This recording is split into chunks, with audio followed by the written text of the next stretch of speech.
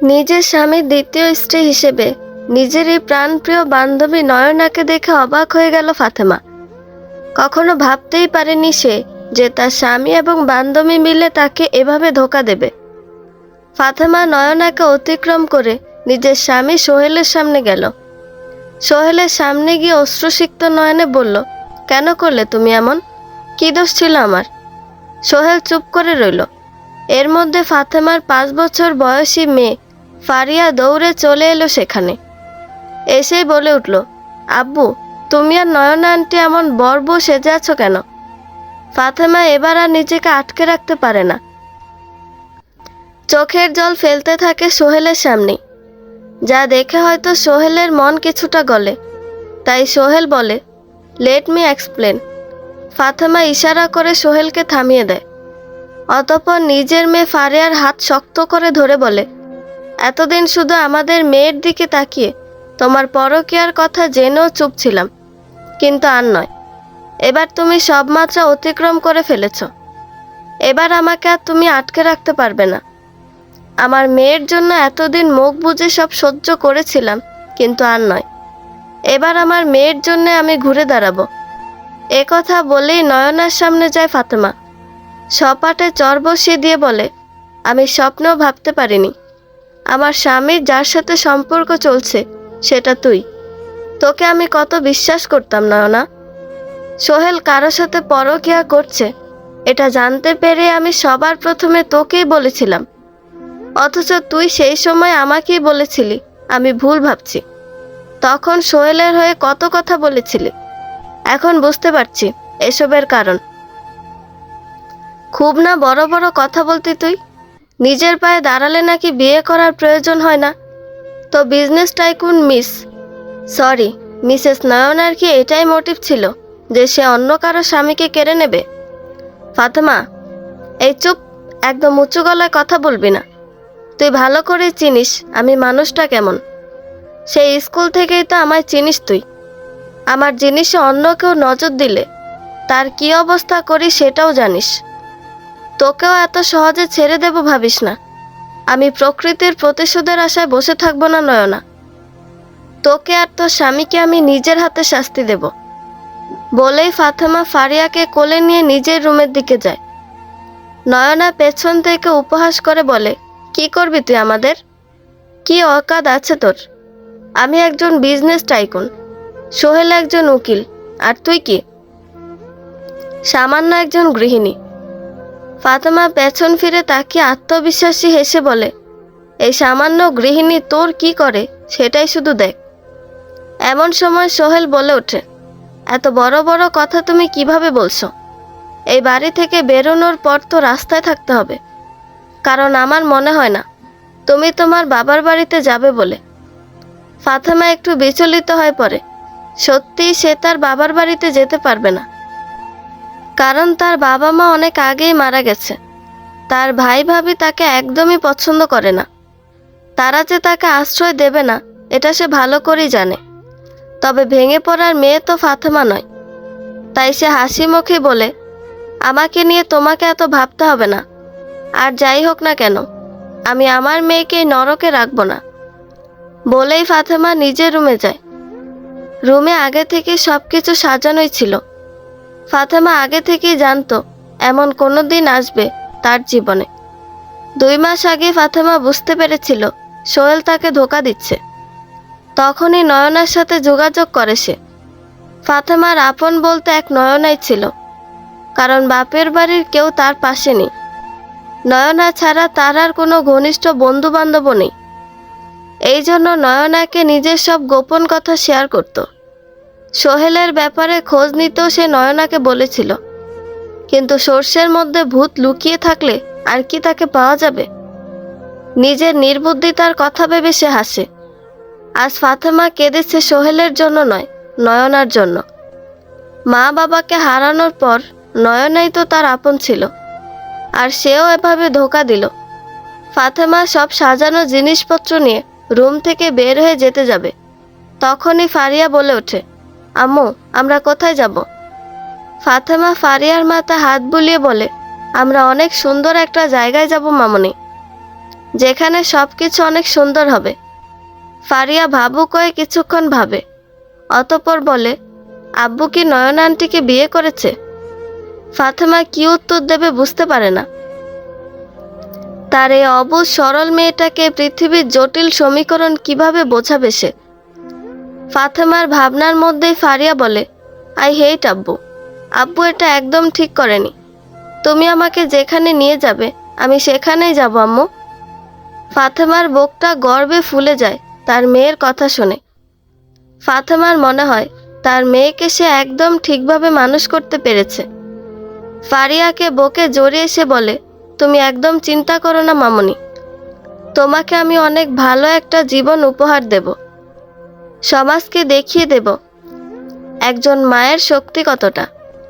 ফাতেমা ফারিয়াকে নিয়ে ঘর থেকে বেরোতে যাবে, এমন সময় সোহেল তার সামনে এসে বলে, যাওয়ার আগে একবার ভেবে দেখো, নিজের কথা না ভাবলে আমাদের মেয়ের কথা ভেবো। আমাদের নয়, ফারিয়া শুধু আমার মেয়ে, ওর ওপর তোমার আর কোনো অধিকার নেই। তুমি তো উকিল, যত তাড়াতাড়ি সম্ভব ডিভোর্স পেপারস রেডি করে আমার কাছে পাঠিয়ে দাও, আমি সাইন করে দেব। সোহেল ফাতেমাকে আটকাতে যাবে, তখনই নয়না তাকে আটকে বলে, এই আপদগুলোকে তুমি যেতে দাও তো, আমরা নতুন করে আবার আমাদের ফ্যামিলি গড়ে তুলব। ফাতেমা দাঁড়িয়ে গিয়ে বলে, সব কিছুকে এতটা সহজ ভাবিস না নয়না, তোদেরকে আমি সুখী হতে দেব না। আমার জীবনের সুখ কেড়ে তোরা সুখী হতে পারবি না, এটা ফাতেমার প্রতিজ্ঞা। নয়না বলে, আরে যা যা, তুই কি করতে পারবি দেখে নেব।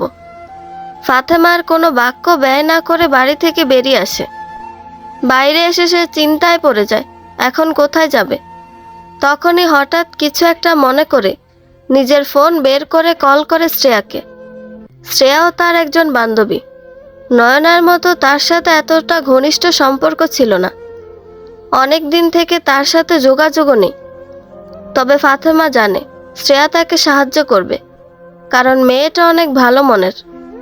ফোন করার কিছুক্ষণ পরই শ্রেয়া ফোনটা রিসিভ করে বলে, বল ফাতেমা, কেমন আছিস? তুই আমায় মনে রেখেছিস? এত সহজে কিভাবে ভুলবো? তোর মতো ব্রিলিয়ান্ট স্টুডেন্টকে কি ভোলা যায়? আমাদের ভার্সিটির মধ্যে তোর সিজিই তো সব থেকে বেশি ছিল। আমি তো ভেবেছিলাম তুই অনেক ভালো কোনো জায়গায় যাবি, কিন্তু সেই তো গৃহিণী হলি। ফাতেমা আফসোসের সুরে বলে, সেটাই তো সব থেকে বড় ভুল করেছি জীবনে, এখন সেই ভুল শুধরে নিতে হবে। আচ্ছা, তুই কি এখন নিজের স্বপ্ন পূরণ করেছিস? হ্যাঁ, আমি এখন নিজের একটা কফি শপ করেছি এবং একজন সাকসেসফুল ওমেন হতে পেরেছি। তোর ওখানে আমাকে কটা দিন আশ্রয় দিবি? হ্যাঁ, কেন নয়, কিন্তু তোর আশ্রয়ের কি প্রয়োজন? সে অনেক কথা ফোনে বলা সম্ভব নয়। আমি তোর ওখানে গিয়ে তারপর তোকে সব বলছি। ঠিক আছে, আয়। নয়না সোহেলের বক্ষে মাথা রেখে শুয়ে আছে, আর সোহেল নয়নার চুলে বিলি কেটে দিচ্ছে। সোহেল তখন অন্য চিন্তায় মগ্ন ছিল। নয়না সেটা খেয়াল করে সোহেলের উদ্দেশ্যে বলে, কি ভাবছো তুমি? সোহেল ভাবুক স্বরে বলে, ভাবছি আমার মেয়েটার কথা। ফাতেমা যতই যাই বলুক, ওকে একা ফারিয়াকে সামলাতে পারবে? সোহেলের কথা শুনে নয়না তেলে বেগুনে জ্বলে উঠল। আচমকা উঠে বসে সোহেলের শার্টের কলার ধরে বলল, ওই মেয়েটার জন্য তোমার এত কিসের চিন্তা? আর এতই যদি চিন্তা থাকে তাহলে আমায় কেন বিয়ে করলে? তুমি ভুল ভাবছো নয়না, ফাতেমাকে নিয়ে আমার চিন্তা নেই, কিন্তু ফারিয়া তো আমার নিজের মেয়ে, তাই আমার তো ওকে নিয়ে চিন্তা হবেই। নয়না হঠাৎ করে সোহেলের শার্ট খুলতে শুরু করে। সোহেল কিছু বুঝতে পারে না। নয়না সোহেলের উদম্বকে মাথা রেখে বলে, ভুলে যাও ফারিয়াকে। আমাদের সংসারে আমি তোমাকে নতুন সন্তান উপহার দেব। ওই ফাতেমার মেয়ের কথা আমার সামনে আর তুলবে না। কিন্তু সোহেলকে আর কিছু বলার সুযোগ দেবে না বলে নয়না তার মুখ চেপে ধরল। অতঃপর বেশ লাস্যময়ী কণ্ঠে বলল, এখন আর কোনো কথা না বেবি, চলো আজ আমরা আমাদের বিবাহিত জীবনের প্রথম রাতটা উপভোগ করি। সোহেলও আর কিছু বলে না। নতুন নারী পেয়ে ভুলে যায় নিজের অতীতকে, মত্ত হয় নয়নার মাঝে। ফাতেমা ফারিয়াকে কোলে নিয়ে দাঁড়িয়ে আছে একটা ছাউনির নিচে। আকাশ কালো মেঘে ছেয়ে গেছে, যে কোনো সময় হয়তো বৃষ্টি নামবে। ফাতেমা কালো আকাশের দিকে তাকিয়ে বলে, আমার জীবনের মতো হয়তো প্রকৃতি আজ অন্ধকারে ছেয়ে গেছে। ফাতেমা নিজের কোলে ঘুমন্ত ফারিয়ার মাথায় হাত বুলিয়ে দিতে দিতে বলে, আমার জীবন যতই অন্ধকারে নিমজ্জিত হোক না কেন, আমি আমার মেয়ের গায়ে তার কোনো আঁচ পড়তে দেব না। আমার মেয়েটা তো কোনো দোষ করেনি, তাই আমি ওকে কোনো শাস্তিও পেতে দেব না। শাস্তি তো পাবে ওই শয়তান দুটো। বলেই ক্ষিপ্ত নয়নে সোহেলের ফ্ল্যাটের দিকে তাকালো ফাতেমা। দৃঢ় প্রত্যয় নিয়ে বলল, তোমাদের ধ্বংস অনিবার্য। ফাতেমা অনুভব করলো বৃষ্টি পড়ছে, তাই সে ছাউনির আরো ভেতরে চলে গেল, যেন তার মেয়ে না ভেজে। এরই মধ্যে তার সামনে একটা গাড়ি এসে থামলো। গাড়ি থেকে নামলো শ্রেয়া। গাড়ি থেকে নেমে এসে এগিয়ে গেল ফাতেমার দিকে। ফাতেমা শ্রেয়াকে দেখে খুশি হলো, বলল, তুই এসেছিস? আসতে তো আমাকে হতোই, তো বল কেন ডাকলি আমায়? গাড়িতে যেতে যেতে বলি। হ্যাঁ নিশ্চয়ই। শ্রেয়ার গাড়িতে উঠে পড়ল ফাতেমা। ঘুমন্ত ফারিয়া তখনও তার কোলে। যেতে যেতে শ্রেয়াকে সব কথা খুলে বলল ফাতেমা। সব শুনে শ্রেয়ার মাথায় তো আগুন জ্বলতে লাগলো। শ্রেয়ার ইচ্ছা করছিল সোহেল আর নয়নাকে খুন করে দেওয়ার। শ্রেয়া রাগী কণ্ঠে বলে উঠল, তুই এভাবে চুপচাপ চলে এলি কেন? তোর তো ওই সোহেল আর নয়নার নামে মামলা করা উচিত ছিল। যাই হোক, এখনো দেরি হয়নি, চল আমি তোকে পুলিশ স্টেশনে নিয়ে যাচ্ছি। ফাতেমা সঙ্গে সঙ্গে বলে উঠল, না, এমনটা করা যাবে না। সোহেল একজন উকিল, ও কোনো না কোনোভাবে ঠিকই আইনের ফাঁক ফোকর দিয়ে বেরিয়ে আসবে। তাছাড়া নয়নারও ক্ষমতা কম না, আর এভাবে ওদের বশও করা যাবে না। তাহলে তুই কি ওদের এভাবেই ছেড়ে দিবি? এত বড় অন্যায় করেও কি ওরা কোনো শাস্তি পাবে না? শাস্তি তো ওরা পাবেই।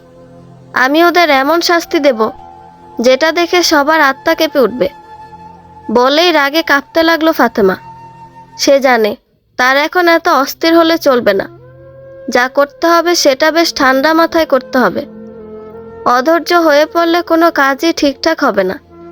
শ্রেয়া হঠাৎ বলে ওঠে, তোর এই অবস্থার জন্য কোথাও না কোথাও তুই নিজেই দায়ী।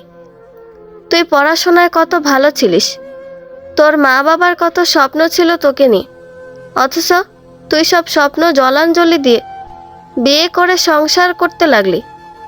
শ্রেয়ার কথায় ফাতেমা নিজের অতীতে ডুব দেয়। সত্যিই কি দোষটা তারই ছিল? ফাতেমা যখন সবেমাত্র অনার্সে ভর্তি হয়, তখনই তার মা বাবা একটা সড়ক দুর্ঘটনায় মারা যায়। এরপর তার ভাই ফাহিমই তার একমাত্র অভিভাবক ছিল। ফাহিম ফাতেমাকে আগলে রাখলো কিছুদিন। বছর দুয়েক বেশ ভালোই কাটলো। এরপর ফাহিম বিয়ে করলো। প্রথম সব কিছু ঠিকই চলল। তবে একসময় ফাতেমা আবিষ্কার করলো তার ভাবি তাকে মোটেই আর পছন্দ করছে না, তাকে বোঝা মনে করছে। ভাবির জন্য ভাইয়ের সাথেও তার দূরত্ব তৈরি হলো। এইরকমই সময়ে তার জীবনে এলো সোহেল। রোজকার অশান্তি আর সম্পর্কের জটিল সমীকরণের মধ্যে সোহেলের মধ্যে শান্তি খুঁজে পেত ফাতেমা। অবস্থা এমন হয়ে গেছিল যে সোহেলকে ছাড়া তার কিছুই ভালো লাগতো না। আর সোহেলও ব্যাপারটা বুঝতে পারে। তাই তো একদিন ফাতেমাকে বিয়ের প্রস্তাব দেয়। ফাতেমা সোহেলকে নিয়ে নিজের ভাই ভাবির সাথে দেখা করায়, কিন্তু সোহেলকে একদম পছন্দ হয় না ফাহিমের। কারণ সোহেল ছিল একজন অনাথ আশ্রমে বেড়ে উঠেছে সে। এসব জেনে ফাহিম সোহেলের সাথে ফাতেমার বিয়ে দিতে চায়নি। ফাতেমার ভাবিও ফাহিমকে উস্কানি দেয়। তবে সেই সময় ফাতেমা সোহেলকে এত ভালোবেসে ফেলেছিল যে সে জেদ ধরে বসে সোহেলকে বিয়ে করার। ফাতেমার জেদের কারণে ফাহিমের সাথে তার দূরত্ব আরও বাড়ে। এই সুযোগকে কাজে লাগিয়ে ফাহিমের স্ত্রী ভাই বোনের মধ্যে আরও দূরত্ব সৃষ্টি করে। এমনকি যে ফাহিম কোনোদিন নিজের বোনের গায়ে ফুলের টোকাটিও লাগতে দেয়নি, সেই ফাতেমার গায়ে হাত তোলে। ফাতেমা এতে চরম আঘাত পেয়েছিল। অবশেষে নয়ন আর সোহেলের কথায় সে নিজের বাড়ি থেকে পালিয়ে আসে। অতঃপর সোহেলকে বিয়ে করে। অতীতের কথাগুলো ভেবে দীর্ঘশ্বাস ফেলে ফাতেমা। দোষটা বোধহয় তারই, আবার তার নয়। যেই সময় ফাতেমার ভাবির কারণে তার ভাইয়ের সাথে ঝামেলার সূত্রপাত হয়, তখন তার কাছের বন্ধু নয়না তার আরও কাছের হয়ে যায়, সাথে সোহেলও। তাই ফাতেমা তখন তাদের কথাতেই বেশি প্রভাবিত হতো। তবে ফাতেমা আজ একটা কথা বুঝতে পারছে, তার ভাই ফাহিম তার ভালোর জন্যই চেয়েছিল যেন সোহেলের সাথে তার বিয়ে না হয়। কিন্তু ভাবির জন্য ভাইয়ের সাথেও যে দূরত্বের সৃষ্টি হয়েছিল, সেই জন্যই বোধহয় ফাতেমার কাছে তার ভাইয়ের কথা বিষের মতো লেগেছিল। আসলে কিছু কিছু সময় কিছু বিষাক্ত মানুষের কারণে সুন্দর সম্পর্কগুলো টক্সিক হয়ে ওঠে। তেমনি ফাতেমার ভাবির কারণে তার ভাইয়ের সাথে তার মধুর সম্পর্ক বিষাক্ত হয়ে উঠেছিল। ফাতেমা এরপর আস্তে আস্তে নিজের একটার পর একটা ভুল সিদ্ধান্ত মনে করে। সোহেলের সাথে বিয়ের পর সোহেল তাকে বলেছিল পড়াশোনা ছেড়ে দিতে। সোহেলের যুক্তি ছিল সে নিজেই তো একজন উকিল, তাই তার স্ত্রীকে কষ্ট করে পড়াশোনা করে জব করতে হবে না, সে শুধু তার সংসার সামলাবে। কিন্তু ফাতেমা এমনটা চায়নি। তার মা বাবার স্বপ্ন পূরণের জন্য সে পড়াশোনা কন্টিনিউ করতে চায়। সোহেল তাই হয়তো সেই সময় ইচ্ছা করে বাচ্চা নেওয়ার ইচ্ছা পোষণ করে। ফারিয়া ফাতেমার গর্ভে আসার পরই সন্তানের দোহাই দিয়ে ফাতেমার পড়াশোনার রীতি টেনে দেয় সোহেল। ফাতেমা কোনো রকমে অনার্সটা কমপ্লিট করেছিল। তার খুব ইচ্ছা ছিল মাস্টার্স কমপ্লিট করে কোনো জবের জন্য অ্যাপ্লাই করবে, কিন্তু তার সেই ইচ্ছা আর পূরণ হয় না। সংসারের জাতাকলে ফেঁসে যায় একদম। অতীত থেকে বেরিয়ে এসে ফাতেমা তাকায় নিজের মেয়ের দিকে। না, সন্তান জন্ম দেওয়া নিয়ে তার কোনো আফসোস নেই। আফসোস শুধু একটা ব্যাপারই, একটা ভুল মানুষকে ভালোবেসে নিজের স্বপ্নের রীতি টানার। তবে ফাতেমা এবার নিজের সব ভুল শোধরানোর চেষ্টা করবে, যাতে করে নিজের মেয়েকে অন্তত একটা সুখের জীবন দিতে পারে। শ্রেয়ার গাড়ি এসে থামলো একটা বিলাসবহুল ফ্ল্যাটের সামনে। শ্রেয়া গাড়ি থেকে নেমে ফাতেমাকেও বলল গাড়ি থেকে নামতে। ফারিয়ার ঘুমও ততক্ষণে ভেঙে গেছে। সে চুপচাপ নিজের মায়ের কোলে বসেছিল। ফাতেমা নিজের মেয়ের মাথায় হাত বুলিয়ে বলেছিলাম না তোমায় একটা নতুন জায়গায় নিয়ে আসবো। এখন থেকে আমরা কিছুদিন এই আন্টির সাথে থাকব, তারপর নিজেদেরও একটা ব্যবস্থা করে নেব। ফারিয়া কিছু বলে না, তবে চুপ থেকেই সে তার মায়ের সিদ্ধান্ত মেনে নিয়েছে, এটা বোঝায়। ফাতেমা দীর্ঘশ্বাস ফেলে। যদি তার একার ব্যাপার হতো তাহলে এভাবে অন্যের কাছে আশ্রয় নেওয়ার আগেও 10 বার ভাবত। রাস্তায় রাস্তায় ঘুরলেও নিজের আত্মসম্মান বিসর্জন দিত না। তবে সে একজন মা হিসেবে নিজের সন্তানের কথা ভাবতে হবে। তাই এক প্রকার বাধ্য হয়ে শ্রেয়ার সাহায্য নিতে হলো। ফাতেমা ফারিয়াকে কোলে নিয়ে গাড়ি থেকে নামলো।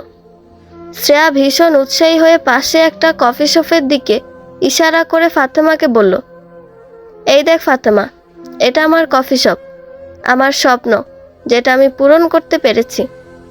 শ্রেয়ার এই উচ্ছ্বাস দেখে ফাতেমার অনেক ভালো লাগে, সাথে কিছুটা আফসোসও হয় নিজের স্বপ্ন পূরণ করতে না পারার জন্য।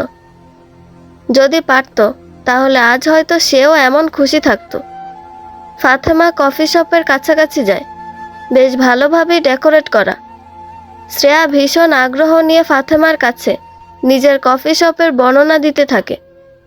যখন তার মনে পড়ে ফাতেমা অনেকক্ষণ থেকে দাঁড়িয়ে আছে, তখন জিভ কেটে বলে, সরি, আমি খেয়ালই করিনি তুই দাঁড়িয়ে আছিস, চল আমাদের বাসায় চল, সেখানে গিয়ে বাকি কথা হবে। ফাতেমা সামনে থাকা ফ্ল্যাটের দিকে তাকিয়ে বলে, তোরা কি এই ফ্ল্যাটই থাকিস? হ্যাঁ, এটাই তো আমার সুবিধা, ফ্ল্যাটের পাশেই কফি শপ। এই ফ্ল্যাটের 10 তলায় আমি আর আম্মু থাকি, আর 11 তলায় আমার ভাইয়া ভাবি আর তাদের ছেলে থাকে। ফাতেমা বলে, ওহ আচ্ছা, আমি আসায় তোর কি খুব প্রবলেম হলো? ধুর, কি যে বলিস না, আমার কোনো প্রবলেম হয়নি। তোর প্রবলেম না হলো তোর ফ্যামিলির বাকি সবার তো প্রবলেম হতে পারে, বাকিদেরও প্রবলেম হবে না। আম্মু তো তোকে দেখে অনেক খুশি হবে দেখিস। আর তোর ভাইয়া ভাবি, ওদের কথা বাদ দে, ওরা এমনিতেও আমাদের ব্যাপারে মাথা ঘামায় না। ওরা ওদের ফ্ল্যাটে থাকুক, আমরা আমাদের ফ্ল্যাটে। তো চল। ফাতেমা সায় জানায়।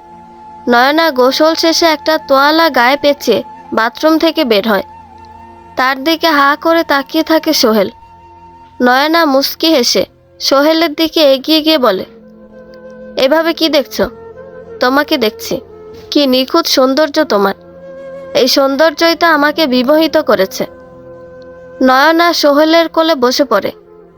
সোহেলের চুলে হাত বুলিয়ে বলতে থাকে, আমি ফাতেমার থেকে সুন্দরী বলো?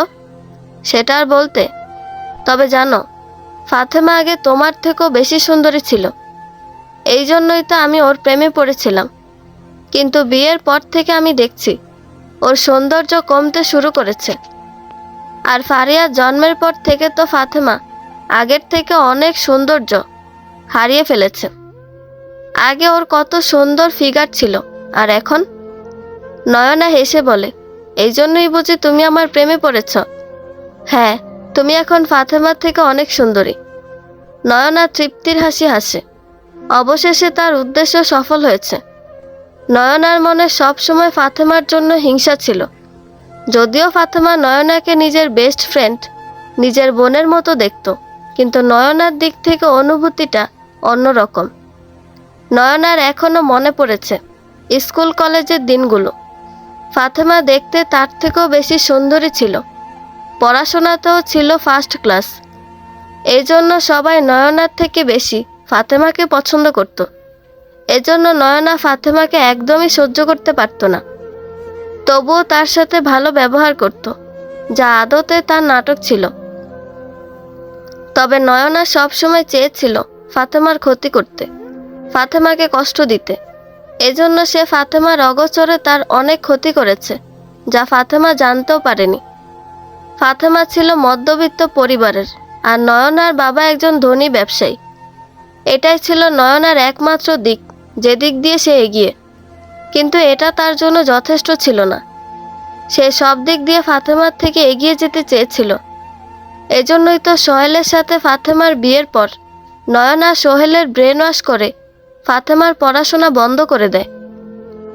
সে সময় নয়না সোহেলকে এটাই বুঝিয়েছিল যে ফাতেমা অনেক সুন্দরী, তাই সে এভাবে বাইরে পড়াশোনা করলে পরকীয়ায় জড়িয়ে যেতে পারে। সোহেলও নয়নার ভালো বন্ধু ছিল, তাই নয়নার কথা তাকে প্রভাবিত করেছিল। তবে ফাতেমার পড়াশোনা বন্ধ করে নয়না সম্পূর্ণ শান্তি পায়নি। সে চেয়েছিল ফাতেমাকে আরও অসহায় করে দিতে। ফাতেমার পড়াশোনা বন্ধ করতে পারল। ফাতেমাকে স্বামী সন্তান নিয়ে সুখী দেখে নয়না জ্বলত ভীষণ। ঈর্ষায় এতটাই অন্ধ হয়ে গেল যে শেষ পর্যন্ত সোহেলের দিকে নজর দিল। নয়নার একটা প্লাস পয়েন্ট ছিল যে ফাতেমা এবং সোহেল দুজনই তার বন্ধু। এজন্য দুজনই তার সাথে নিজেদের অনেক কথা শেয়ার করত। ফাতেমা সোহেলের কথা একসময় নয়না বুঝতে পারে তাদের মধ্যে ধীরে ধীরে দূরত্বের সৃষ্টি হচ্ছে, আর এই সুযোগটারই সৎ ব্যবহার করে সে। ফারিয়ার জন্মের পর থেকে সন্তান আর সংসার সামলানোর চাপে ফাতেমার সৌন্দর্যে মলিনতা দেখা দেয়, আর এটাই সোহেলকে তার প্রতি উদাসীন করে তুলেছিল। এই সুযোগকে কাজে লাগিয়ে নয়না সোহেলকে নিজের দিকে আকর্ষণ করে। নিজের এসব কুকীর্তি ভেবেই হাসতে থাকে নয়না। তার আজ চিৎকার করে বলতে ইচ্ছা করছে, দেখ ফাতেমা, আজ আমি তোর থেকে সব কেড়ে নিয়েছি, তোকে সম্পূর্ণ ভেঙে গুঁড়িয়ে দিয়েছি। ফাতেমার ফারিয়াকে নিজের বাসায় নিয়ে এলো শ্রেয়া। শ্রেয়ার মা শাবানা বেগমকে তাদের ব্যাপারে সব খুলে বলেছে শ্রেয়া। সব শুনে শাবানা বেগমের ভীষণ মায়া হয় ফাতেমার জন্য। ফারিয়ার মাথায় হাত বুলিয়ে তিনি বলেন, তোমার স্বামী এতটা কুলাঙ্গার কিভাবে হলো মা? এই বাচ্চাটার কথা একবার ভাবলো না? ফাতেমা শান্ত রইল, তার যে নিজেরও কিছু বলার নেই। শাবানা বেগম ফাতেমাকে আশ্বাসের সুরে বললেন, তুমি একদম চিন্তা করো না মা, আমি তোমার অবস্থাটা বুঝতে পারছি। আমি তোমার পাশে আছি। তুমি যতদিন ইচ্ছা তুমি আমাদের বাসায় থাকতে পারো। শ্রেয়া, তুই ওদেরকে গেস্ট রুমটা দেখিয়ে দে, ওরা যতদিন ইচ্ছে এখানেই থাকুক। ফাতেমা কৃতজ্ঞতা সূচক দৃষ্টিতে তাকায় শাবানা বেগমের দিকে, বলে, আপনাকে অনেক ধন্যবাদ আন্টি। আপনারা আছেন জন্যই আমি আমার মেয়েটাকে নিয়ে নিশ্চিত হতে পারলাম। আপনাদের এই ঋণ যে আমি কিভাবে শোধ করব? পাগলি মেয়ে, তোমায় একদম চিন্তা করতে হবে না এসব নিয়ে। তুমি তো আমার কাছে শ্রেয়ারই মতো। যাও, তোমরা ঘরে গিয়ে বিশ্রাম নাও। অনেক ধকল গেছে তোমাদের উপর দিয়ে। শ্রেয়া ফাতেমার ফারিয়াকে গেস্ট রুমে নিয়ে যায়। তাদের রুমটা দেখিয়ে দিয়ে বলে, তোরা আপাতত এখানেই থাক। ফাতেমা আবারও শ্রেয়ার হাত ধরে বলে, তোকে অসংখ্য ধন্যবাদ শ্রেয়া। আরে বারবার এভাবে ধন্যবাদ দিতে হবে না, আমি কিন্তু রেগে যাব। এই বলে একটু থেমে আবারও বলে, তুই তোর স্বামী এবং তার দ্বিতীয় স্ত্রীর একটা ব্যবস্থা কর। ওরা তোর প্রতি যে অন্যায় করেছে তার শাস্তি ওরা না যতক্ষণ পাচ্ছে আমি ততক্ষণ শান্তি পাব না। ফাতেমা দীর্ঘশ্বাস ফেলে বলে, শান্তি তো আমিও পাবো না, কিন্তু এতটা অধৈর্য হলে চলবে না। ঠান্ডা মাথায় সবটা করতে হবে। ফাতেমা ফারিয়াকে ভাত খাইয়ে দেওয়ার চেষ্টা করছে, কিন্তু ফারিয়া কিছুতেই খেতে চাইছে না। আসলে এত আঘাত মেয়েটা মেনে নিতে পারেনি। বাবাকে খুব ভালোবাসে যে। বাবার হঠাৎ করে এই দ্বিতীয় বিয়ে তার মধ্যে মনস্তাত্ত্বিক পরিবর্তন এনেছে। ফাতেমা সবটাই বুঝতে পারছে। তার তো এখন বুক ফেটে কান্না পাচ্ছে, কিন্তু সে নিজেকে শক্ত রেখেছে। নিজের মেয়েকে যে তার শক্ত হাতে সামলাতে হবে। কোনো রকমে ফারিয়াকে খাইয়ে তাকে ঘুম পাড়িয়ে দেয় ফাতেমা। অতঃপর নিজের ফোনটা হাতে নেয়। সোহেল ও নয়নার একসাথে একটা ছবি বার করে। এই ছবিটা তাদের ভার্সিটি লাইফের। ফাতেমা অগ্নি দৃষ্টিতে ছবিটার দিকে তাকিয়ে বলে, আমারও আমার মেয়ের জীবনটাকে নরক বানিয়ে তোমরা শান্তিতে থাকবে? এটা তো হতে পারে না। তোমাদের তো আমি কিছুতেই শান্তিতে থাকতে দেব না। এই বলে ফাতেমা ফেসবুকে একটি জনপ্রিয় গার্লস পেজের সাথে যোগাযোগ করেছে। এই পেজটিতে বিভিন্ন নারীরা তাদের সাথে ঘটে যাওয়া বাজে ঘটনা শেয়ার করে। সেসব ঘটনা পেজটিতে পাবলিশ করা হয়। অতীতে এই পেজটিতে অনেক পোস্টই ভাইরাল হয়েছে, আর তাতে অনেকের মুখোশ জনসম্মুখে এসে পড়েছে। ফাতেমা তাই আজ নিজের সাথে ঘটে যাওয়া সকল ঘটনা পেজটির ইনবক্সে পাঠিয়ে দেয়। সাথে করে সোহেল এবং নয়নার ছবিটাও দেয়, যাতে সমাজের সবাই এই দুটো মানুষের কুৎসিত গল্পটা জানতে পারে। এইবার কিছুটা শান্তি পায় ফাতেমা, তবে পরিপূর্ণ শান্তি না। যদি পেজের অ্যাডমিনটা পেজে পোস্টে পাবলিশ করে এবং পোস্টটা ভাইরাল হয়, তাহলে ফাতেমা পরিতৃপ্তি লাভ করবে। নয়না ও সোহেল আজ বেরিয়েছে একটা রেস্টুরেন্টে ক্যান্ডেল নাইট ডিনার করার জন্য। সোহেলের আগ্রহে মূলত এর আয়োজন করা হয়েছে। নতুন বউ পেয়ে তার মনে রং লেগেছে। জীবনটা সুন্দরভাবে উপভোগ করতে মন চাইছে। নির্লজ্জের মতো নয়নার হাত ধরে শহরের একটা স্বনামধন্য রেস্টুরেন্টে প্রবেশ করে সোহেল। তাদের দেখেই একজন মহিলা ঘৃণা দৃষ্টিতে তাকায়। তার সাথে বসে থাকা তার বান্ধবীকে ফোনে কিছু একটা দেখায়। ধীরে ধীরে রেস্টুরেন্টের অনেকজনই তাদের দিকে অন্য দৃষ্টিতে তাকায়। সোহেল ও নয়না বুঝতে পারছিল না সবাই তাদের দিকে এভাবে দেখছে কেন। নয়না বলে ওঠে, সবাই আমাদের এভাবে দেখছে কেন সোহেল? আমিও সেটাই ভাবছি। আচ্ছা বাদ দাও, চলো আমরা গিয়ে একটা টেবিলে বসি। এই বলে সোহেল নয়নাকে নিয়ে একটা টেবিলে গিয়ে বসে। এমন সময় একজন মহিলা উঠে এসে তাদের টেবিলের কাছে এসে সোহেলের উদ্দেশ্যে বলে, আপনার কোনো লজ্জা নেই? নিজের স্ত্রী সন্তানকে ছেড়ে দিয়ে এখন আরেকটা মহিলাকে নিয়ে বেলাল্লাপনা করছেন। সোহেল অবাক হয় ভীষণ। নয়নার দিকে তাকায় অদ্ভুত দৃষ্টিতে। নয়না মহিলার দিকে তাকিয়ে বলেন, কে আপনি, আর কিসব বলছেন? মহিলাটি এবার নয়নার দিকে তেড়ে গিয়ে বলে, আপনি তো কথাই বলবেন না, বেহায়া মহিলা। নিজের বান্ধবীর সংসার ভেঙে এখন নাটক শুরু করেছেন। নয়না বুঝতে পারে না এই মহিলা কিভাবে এত কিছু জানল। আশেপাশের আরও কিছুজন তাদের গিয়ে কথা বলছিল। কয়েকজন তো তাদের ছবি তুলতে লাগলো। সোহেল ও নয়না এতে ভীষণ অস্বস্তিতে পড়ল। সোহেল নয়নাকে বলল, আমার মনে হয় এখানে বেশিক্ষণ থাকা আমাদের জন্য নিরাপদ নয়। নয়না চলো আমরা বাসায় যাই। হ্যাঁ চলো। এই বলে নয়না ও সোহেল রেস্টুরেন্ট থেকে বেরিয়ে আসে। বাসায় ফিরে অনলাইনে ডু মারতেই নয়না বুঝতে পারে কেন আজ রেস্টুরেন্টে তাদের এমন অপ্রীতিকর পরিস্থিতিতে পড়তে হলো। ফাতেমার করা পোস্ট সোশ্যাল মিডিয়া একদম ভাইরাল হয়ে গেছে। সোশ্যাল মিডিয়া এখন এটাই নিয়ে তর্ক বিতর্ক চলছে। সবাই সোহেল ও নয়নাকে যা নয় তাই বলে অপমান করছে। দু একজন অবশ্য তাদের পক্ষেও কথা বলছে। সমাজে এমন মানুষ তো আর কম না। এসব দেখে নয়নার ভীষণ রাগ হলো। ফোনটা ছুঁড়ে মারল দূরে। সোহেল নয়নার কাছে এসে বলল, কি হলো নয়না, তুমি এত রেগে গেলে কেন?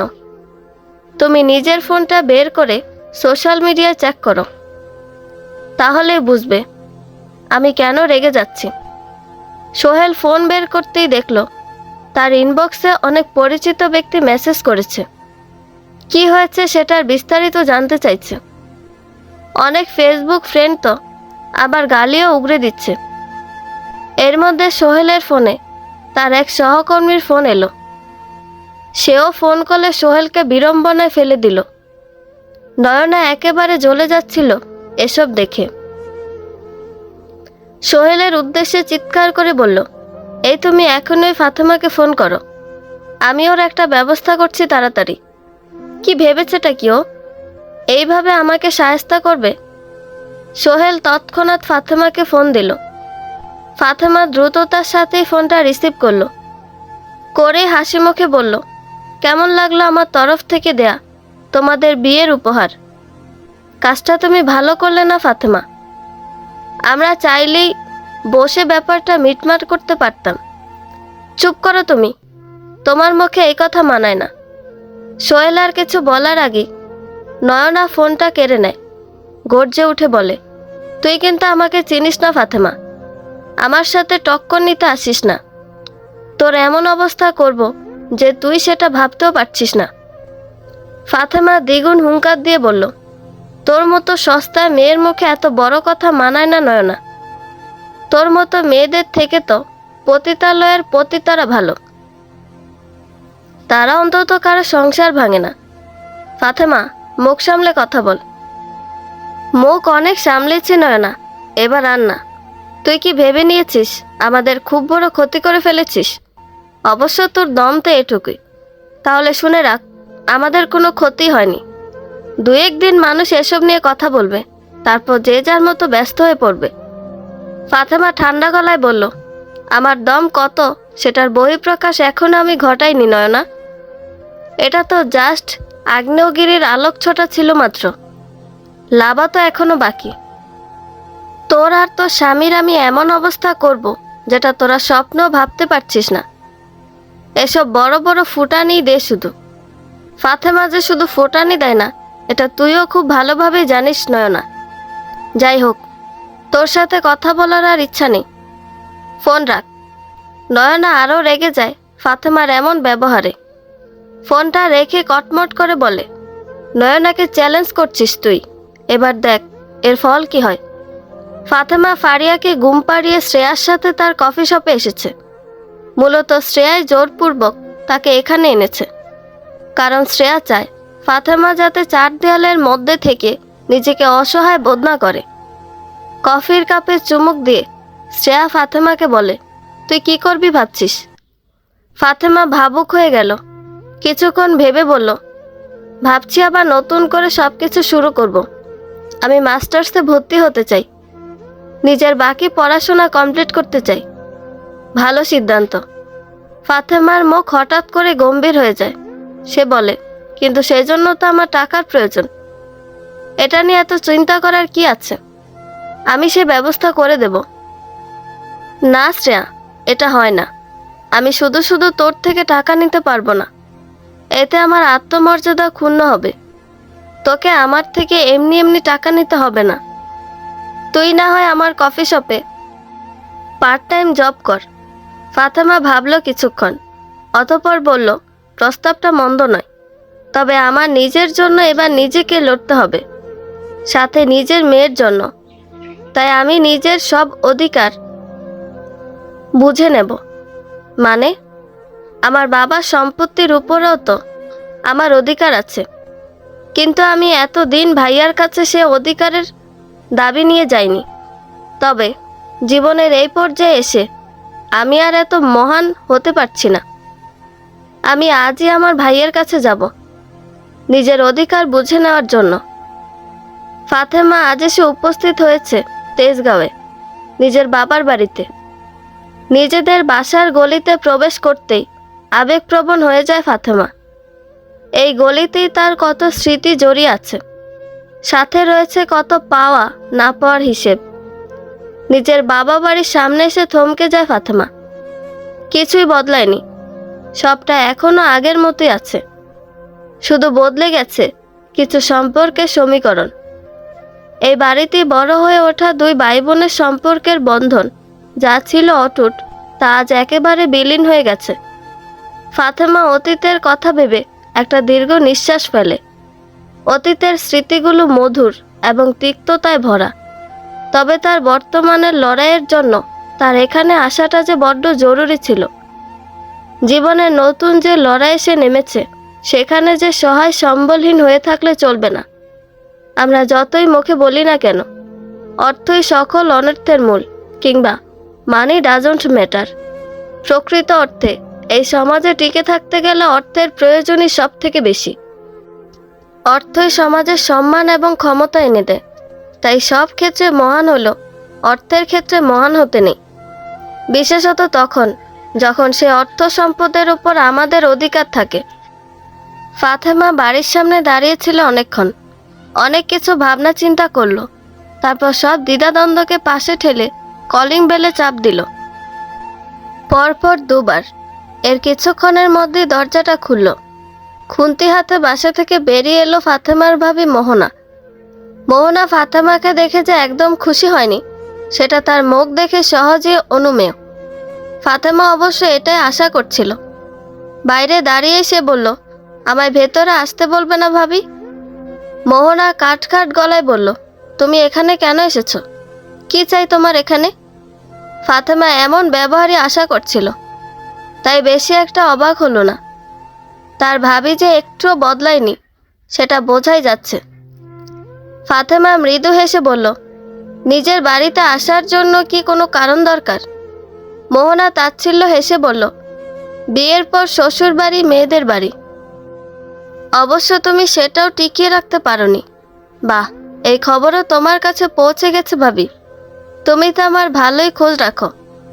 মোহনা মুখ বাঁকিয়ে বলে, খোঁজ রাখতে হয় বই কি, কারণ আমি তো জানি তোমার বোঝা এবার আমাদের ঘাড়ে এসে চাপাতে চাইবে। তবে তোমায় আমি একটা কথা স্পষ্ট করে বলে রাখি, আমি বা তোমার ভাই কেউই তোমার বোঝা টানতে ইচ্ছুক নই। এমনিতেই আমাদের সংসার চলে নানা অভাব অনটনে, তারপর যদি তুমি এসে জোটো তাহলে। ফাতেমা মোহনাকে অভয় দিয়ে বলে, তুমি একদম চিন্তা করো না ভাবি। আমি এখানে থাকার জন্য কিংবা তোমাদের ঘাড়ে বোঝা হওয়ার জন্য আসিনি। আমি এসেছি নিজের অধিকার আদায়ের জন্য। তোমার অধিকার মানে? ফাতেমা কোনো জবাব দেবে তার পূর্বেই ফাহিম এসে উপস্থিত হলো। মোহনাকে বলল, কে এসেছে মোহনা? মোহনা গম্ভীর স্বরে বলল, কে আর আসবে বলো? তোমার গুণধর বোন নিজের সংসার ভেঙে এখন আমাদের সংসার ভাঙতে এসেছে। ভাবি। ফাহিম এগিয়ে এসে মোহনাকে বেশ রাগী সুরে বলে, তুমি ওকে এখানে দাঁড় করিয়ে রেখেছো কেন? ভেতরে আসতে দাও। অতঃপর নিজেই ফাতেমাকে বলে, তুই ভেতরে আয়, আমরা বসে কথা বলি। ফাতেমার প্রতি ফাহিমের এত নরম ব্যবহার একদম সহ্য হয় না মোহনার। সে বিড়বিড় করে বলে, ঢং যত। ফাতেমা শোনে মোহনার বলা কথাটা, তবে গায়ে মাখল না। এখন তার ভাইয়ের সাথে কথা বলাটা বেশি জরুরি। তাই মোহনাকে পাশ কাটিয়ে ভেতরে প্রবেশ করলো। ফাহিম সোফায় বসে ফাতেমাকেও সোফাতে বসতে বলল। ফাতেমা নিজের ভাইয়ের কথা মতো সোফায় বসলো। ফাহিম কিছুক্ষণ চুপ থেকে ফাতেমাকে বলল, আমি কি তোর এতটাই পর হয়ে গেছি ফাতেমা? তোর সাথে এত কিছু হয়ে গেল, অথচ আমি কিছু জানতেই পারলাম না। অনলাইন থেকে সবটা জানতে হলো। ফাতেমা স্মিত হেসে বলল, আমি তোমাদের অযথা চিন্তার মধ্যে ফেলতে চাইনি ভাইয়া। আর এমনিতেও তোমাদের জানালে তোমরা কিছুই করতে পারতে না। সোহেল আমাকে অনেক বাজেভাবেই ঠকিয়েছে, সাথে নয়নাও। ফাহিম রাগী কণ্ঠে বলল, কে বলেছে কিছু করতে পারতাম না? ওই সোহেল আর নয়নাকে উচিত শিক্ষা দিতাম আমি। মোহনা তখনই সেখানে উপস্থিত হয়ে বলল, হ্যাঁ ওইসবই করো তুমি। অন্যকে শিক্ষা দিতে গিয়ে নিজেই জেলের ভাত খাও। এসব তো তোমার বোনেরই বাড়াবাড়ির ফল। আমরা তো কেউ এই বিয়েটার পক্ষে ছিলাম না। তোমার বোন তো নিজের কপাল নিজে খেয়েছে। মোহনার কথায় আজ আর নিজেকে সামলাতে পারল না ফাহিম। নিজের মনে এতদিন জমা সব দুঃখ আজ উগলে দিল। বলতে লাগলো, তুমি কোন মুখে এসব কথা বলছো মোহনা? তুমি কি ভেবেছ আমি এতদিন তোমায় কিছু বলিনি জন্য আমি কিছু বুঝতে পারিনি? আমি সবই বুঝেছি। বিয়ের কিছুদিন পর থেকে আমি খেয়াল করছি আমার বোনের প্রতি তোমার কিসের জন্য একটা রাগ। প্রথম দিকে আমি এজন্য তোমায় বকেছি, কিন্তু এতে কোনো লাভ হয়নি। আমারও এখনো মনে আছে, একদিন তুমি ফাতেমার হাতে গরম পানি ঢেলে দিয়েছিলে। সেদিন আমি রাগ সামলাতে না পেরে তোমার গায়ে হাত তুলেছিলাম, আর সেদিনই তুমি বিষ খেয়ে সুইসাইডের চেষ্টা করো। আমি ফাতেমাকে এসব কিছুই বুঝতে দেইনি। তোমায় হাসপাতালে নিয়ে গিয়ে ওকে মিথ্যা বলেছি যে তুমি বাপের বাড়িতে চলে গেছো কিছুদিনের জন্য। এরপর তুমি সুস্থ হওয়ার পর আমি তোমাকে অনেক বুঝিয়েছি আমার বোনটার সাথে ভালো ব্যবহার করার জন্য, কিন্তু তুমি তো তুমি। বাড়িতে ফিরে তুমি ওর সাথে আরও খারাপ ব্যবহার করতে লাগলে। আমি কিছু বললেই মরার হুমকি দিতে। এত ঝামেলা আমার আর সহ্য হচ্ছিল না। এই জন্য আমি ফাতেমাকে অযথা বকতাম, যাতে অন্তত তোমার রাগ কমে, তুমি একটু শান্ত হও। কিন্তু তোমার মধ্যে কোনো পরিবর্তন নেই। তোমার জন্য আমাদের ভাই বোনের সম্পর্ক খারাপ হয়ে গেল, যার দরুনই আমার বোনের সাথে আমার এতটাই মানসিক দূরত্ব তৈরি হলো যে ও আমার বিরুদ্ধে গিয়ে বিয়েও করে নিল। নিজের ভাইয়ের কথাগুলো শুনে স্তব্ধ নির্বাক হয়ে গেল ফাতেমা। সে বুঝতেই পারেনি তার অগোচরে এত কিছু হয়ে গেছে। এখন ফাতেমা বুঝতে পারছে ফাহিমকে কতটা মানসিক চাপের মধ্যে দিয়ে যেতে হয়েছে। এদিকে এত কথা শোনার পরও মোহনার মধ্যে কোনো ভাবলেশ নেই। সে নিজের দাপট বজায় রেখে বলে, তুমি একটা কথা কান খুলে শুনে রাখো, তোমার এই ডিভোর্সি বোন যেন আমাদের সংসারে এসে না ওঠে, না হলে কিন্তু আমি এই বাড়ি ছেড়ে চলে যাব। ফাহিম রাগান্বিত সুরে বলে, তোমার কি সমস্যা ওকে নিয়ে মোহনা? আমাদের তো কোনো সন্তানও নেই, শুধু তোমার আর আমার ছোট্ট সংসার। সেখানে ফাতেমা আর ওর মেয়ে এলে কি সমস্যা? মোহনার চোখে এবার অশ্রুবর্ষণ শুরু হয়। সে শাড়ির আঁচল দিয়ে নিজের চোখের জল মুছে বলে, এভাবে আমি যে নিঃসন্তান এটা মনে করিয়ে দেওয়ার জন্য ধন্যবাদ। ঠিক আছে, তুমি থাকো তোমার বোনকে নিয়ে। তোমার বোন হয়তো কিছুদিন পর তোমাকে অন্য একটা ভালো মেয়ে দেখে বিয়েও দিয়ে দেবে। তারপর তাকে নিয়ে সুখে সংসার করিও। বলেই চলে যেতে নেয় মোহনা। তখনই ফাতেমা বলে ওঠে, আমি কখনোই এমনটা করব না ভাবি। আমি জানি তুমি এই সন্দেহ থেকেই বরাবরই আমার সাথে খারাপ ব্যবহার করেছো, কিন্তু বিশ্বাস করো, তুমি যেমন ভাবছো আমি তেমন মানসিকতার নই। তোমাদের বিয়ের দিন তোমার মা আর তোমার কথোপকথন আমি শুনে নিয়েছিলাম। আমি এটা অনেক আগে থেকেই জানি যে তুমি কখনো মা হতে পারবে না, কিন্তু কখনো কি আমি এই বিষয় নিয়ে তোমায় কিছু বলেছি? তুমি যাতে কষ্ট না পাও তাই তো আমি এতদিন এই কথাটা গোপন রেখেছি। আর আমার যদি সত্যি এমন কিছু করার থাকতো আমি সেটা অনেক আগেই করতাম। ফাতেমার কথা শুনে হতবিহ্বল হয়ে যায় মোহনা। নিষ্পলক তাকিয়ে থাকে ফাতেমার দিকে। ফাতেমার বলা কথা শুনে হতবিহ্বল হয়ে কিছুক্ষণ তাকিয়ে থাকে মোহনা। অতঃপর কিছুটা অপরাধী চোখ নিয়ে তাকায় ফাহিমের দিকে। ফাহিমের মধ্যে কোনো পরিবর্তন লক্ষ্য করা যাচ্ছে না। তার মানে কি ফাহিম সব আগে থেকেই জানে? মোহনার মনে থাকা প্রশ্নটা সে বাইরে প্রকাশ করতে পারছিল না, তাই ফাহিমই বলে ফেলে, আমি অনেক আগে থেকেই কথাটা জানি মোহনা। 2 বছর আগে তোমার বাবা যখন মৃত্যুশয্যায় ছিল তখন তিনি আমাকে সবটা জানিয়েছিলেন। ইভেন আমার কাছেও ক্ষমাও চেয়েছেন সবটা গোপন রাখার জন্য। মৃত্যুর আগে আমাকে সবটা বলে তিনি দায়মুক্ত হতে চেয়েছিলেন। তবে তিনি আমায় অনুরোধ করেছিলেন তোমার হাতটা যেন আমি না ছাড়ি কখনো। আমিও ছাড়তে চাইনি। বিশ্বাস করো, তোমার সন্তান না হওয়া নিয়ে আমার কোনো আফসোস নেই। আমার আফসোস শুধু এটা নিয়ে যে তুমি কত অবলীলায় আমার থেকে এতগুলো দিন এই সত্য লুকিয়ে গেলে। আগে জানালে হয়তো আমাকে বাবা হওয়ার মিথ্যা স্বপ্নে বিভোর থাকতে হতো না। মোহনা নিশ্চুপ, মাথা নিচু করে দাঁড়িয়ে আছে। আজ তার কিছুই বলার মুখ নেই ফাহিমের সামনে। ফাতেমার দিকেও তাকানোর মুখ তার নেই। মোহনা জানে আর কোনো কিছু লুকিয়ে লাভ নেই। তার লুকানো সত্য অনেক আগে প্রকাশিত হয়ে গেছে। এই মানুষ দুটো অনেক আগে সব জেনেছে, কিন্তু কখনো তাকে টের পেতে দেয়নি। আর সে কি করেছে? এই দুজনকে চরম অপমান করেছে। মোহনা নিজের কাজেই ছোট হয়ে গেল। মনে পড়ে গেল অতীতের দিনগুলো। মোহনার বিয়ের আগে জরায়ুতে একটা টিউমার হয়েছিল, যার কারণে তার জরায়ু কেটে বাদ দিতে হয়, যার দরুন সে মা হওয়ার সক্ষমতা হারায়। এই কথা জানার পর ভীষণভাবে ভেঙে পড়ে সে। মোহনার বিয়ের বয়স হওয়ার পর আশেপাশের পাড়া প্রতিবেশী, আত্মীয় স্বজনরা চাপ দিতে থাকে। মোহনার পরিবারও তার জন্য মেয়ে দেখতে শুরু করে দেয়।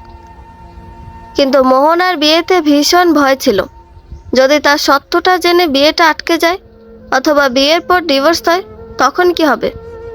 এই জন্য অনেক ভেবেচিন্তে সে তার মা বাবাকে জানায় তার এই সমস্যার কথা গোপন রেখে বিয়ে ঠিক করতে, এবং পারলে কোনো অনাথ ছেলের সাথে তার বিয়ে দিতে, কারণ এতে করে কোনো পারিবারিক চাপ থাকবে না। স্বামীকে কোনো রকমে ম্যানেজ করলেই হলো। মোহনার এমন দাবি তার মা মানলেও মোহনার বাবা অমত জানায়।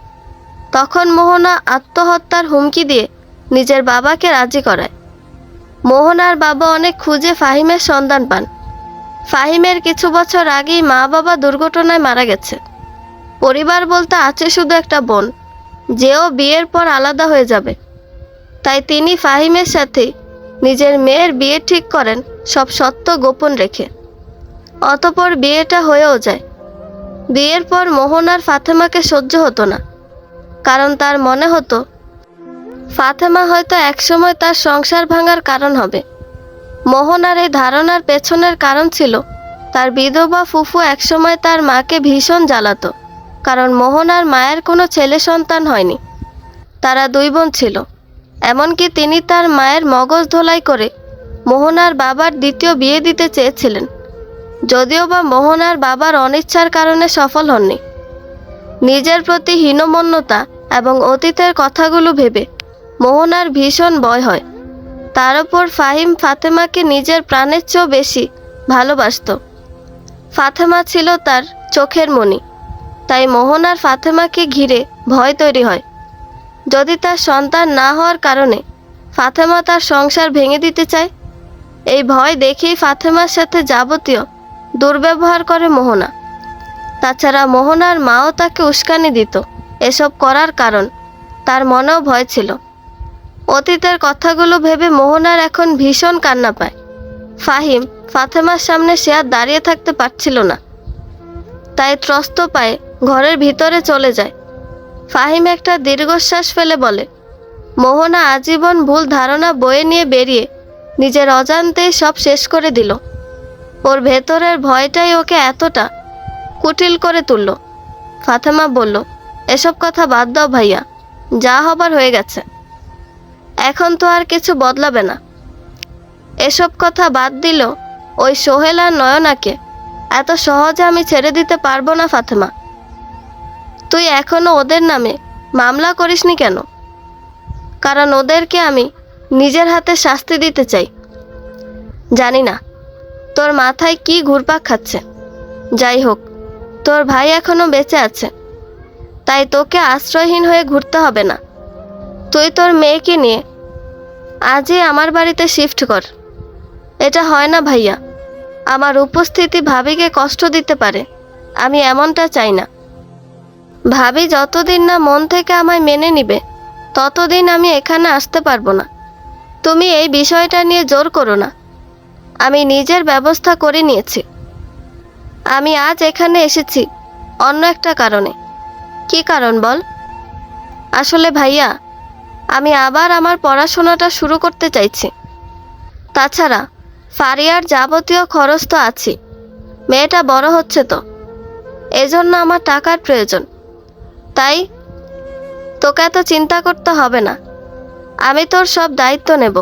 কিন্তু ভাইয়া, কোনো কিন্তু না। তোর ভাবি এমনি বলেছে আমার অভাব অনটনের সংসার। আসলে মোটেই এমন কিছু না। আমি যা আয় করি তাতে দুজনে খেয়ে পরেও অধিকাংশ টাকা বেঁচে থাকে। এমনকি তোর বা তোর মেয়ের দায়িত্ব নিলেও আমার অনেক সাশ্রয় হবে। তাছাড়া এত টাকা সাশ্রয় করে কি হবে বল? আমার তো কোনো সন্তান নেই যার জন্য এসব রেখে যাব। আফসোস নিয়ে কথাটা বলে ফাহিম কিছুক্ষণ চুপ থেকে পুনরায় বলে, তুই আপাতত এখানে আসতে না চাইলে না আসিস। তবে আমি তোর আর তোর মেয়ের সব দায়িত্ব নেব। এটাতে তুই না করতে পারবি না। আর হ্যাঁ, বাবা শহরের পাশে কিছু জমি তোর নামে রেখে গেছিল, সেগুলো আমি তোকে বুঝিয়ে দিতে চাই। তোরও তো একটা ভবিষ্যৎ আছে। এছাড়া এই বাড়ির কিছু শেয়ারও তুই পাবি। ফাতেমা কৃতজ্ঞতার দৃষ্টিতে তার ভাইয়ের দিকে তাকায়। এই ভাইকেই না সে কতটা ভুল বুঝেছিল। ফাতেমা ফাহিমের বাসা থেকে সবেমাত্র বেরিয়েছিল, তখনই তার ফোনে ফারিয়ার স্কুল থেকে কল আসে। ফাতেমা ফোনটা রিসিভ করতেই ফারিয়ার স্কুলের প্রিন্সিপাল তাকে বলে, আপনি ফারিয়া তাসনিমের মা ফাতেমা খাতুন বলছেন? জি। ফারিয়ার কি কোনো সমস্যা হয়েছে? উদ্বেগ নিয়ে কথাটা বলে ফাতেমা। বিপরীত দিক থেকে উত্তর আসে, আপনি ইমিডিয়েটলি স্কুলে আসুন। ফারিয়ার ব্যাপারে কিছু কথা বলার ছিল।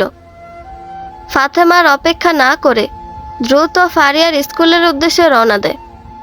ফারিয়ার স্কুলে পৌঁছে প্রিন্সিপালের রুমের বাইরে গিয়ে সেখানে আগে থেকে সোহেলকে দাঁড়িয়ে থাকতে দেখে হতবাক হয়ে যায়। সোহেল ফাতেমার দিকে তাকিয়ে তার সাথে কথা বলতে এলে ফাতেমা ঘৃণায় মুখ সরিয়ে নেয়। প্রিন্সিপালের রুমে নক করে বলে, may I come in ma'am? Yes come. Fatema রুমে প্রবেশ করতেই প্রিন্সিপাল ইশারা করে বলে, সিট। ফাতেমা বসার পরই সোহেলও সেখানে চলে আসে। প্রিন্সিপাল সোহেলকে ফাতেমার পাশে বসতে বলতে ফাতেমা প্রতিবাদ করে বলে ওঠে, এই লোকটার পাশে আমি বসতে পারবো না ম্যাম। আর আপনি এরপর থেকে কোনো গার্ডিয়ান কলে ওনাকে ডেকে পাঠাবেন না, কারণ ওনার সাথে আমার বা আমার মেয়ের আর কোনো সম্পর্ক নেই। আমি এখন আমার মেয়ের একমাত্র গার্ডিয়ান। ফাতেমার বলা স্পষ্ট কথা একদম ভালো লাগে না সোহেলের। সে ভীষণ অপমানিত বোধ করতে থাকে। এদিকে ফারিয়ার স্কুলের প্রিন্সিপালও হকচকিয়ে গেছেন। তিনি কিছুক্ষণ চুপ থেকে অবস্থা বোঝার চেষ্টা করেন।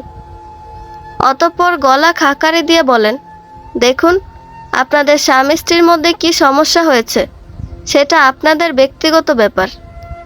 এই নিয়ে আমি কথা বলতে চাই না। তবে আপনাদের এই সমস্যার প্রভাব আপনাদের সন্তানের উপর যে বাজেভাবে পড়েছে সেটা আমি বলতে পারি। ফাতেমা বলে, কি সমস্যা হয়েছে ম্যাম?